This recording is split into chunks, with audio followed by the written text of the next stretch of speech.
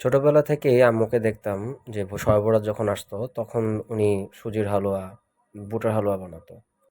বড় হওয়ার পরে জানলাম আসলে শবে বরাতে হালুয়া খাওয়াই উচিত না। কিন্তু তারপরেও শবে বরাত আসলেই মনের মধ্যে খুচুর খুচুর করে হালুয়া খাওয়ার জন্য। সো হ্যালো এভরিওয়ান, আসসালামু আলাইকুম।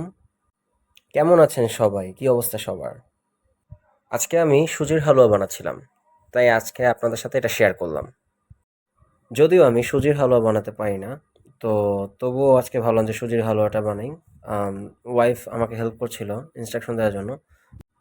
বাসায় বলতে গেলে মোটামুটি সবাই অসুস্থ একমাত্র আমি বাদে।